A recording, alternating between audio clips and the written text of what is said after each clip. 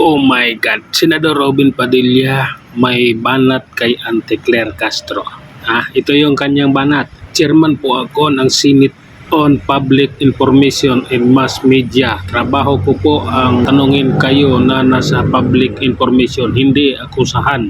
Kanya-kanya po tayong mandato, kaya wag po ninyo ako paandaran ng mga pasakalye nyo.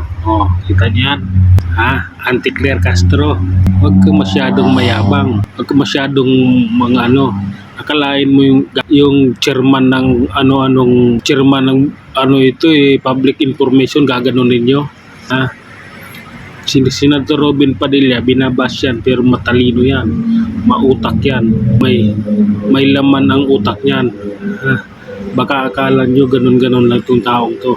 Maraming batas na gawa ito, maraming batas na isinulong ito, maraming batas na naipasa ito sa Senado. Kaya tigilan nyo yung pang-aano ninyo.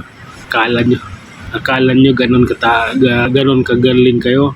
Ganyan na yan, artista yan, pero mautak yan. Mautak itong taon to, magaling at mapagmahal sa kapwa, hindi mayabang, magpakumbaba.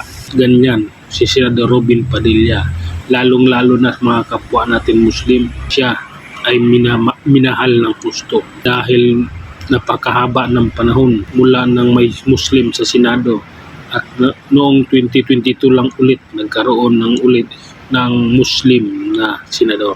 Kaya mahal siya ng mga kapwa niya Muslim at kapwa natin Pilipino.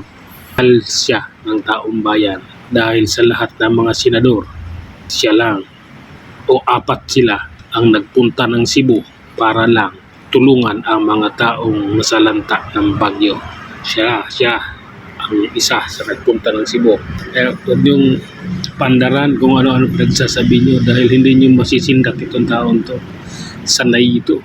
Lalaban dito ng sapakan, lalaban dito ng bubugan. Ganito siya. Hindi siya plastic na tao. Tuwid yung kanyang pagkatao at hindi siya namumulitika. Wala siyang pakialam doon. Basta sa kanya, magtrabaho siya. Magtrabaho para sa taong bayan, para sa mga Muslim, sa mga Pilipino.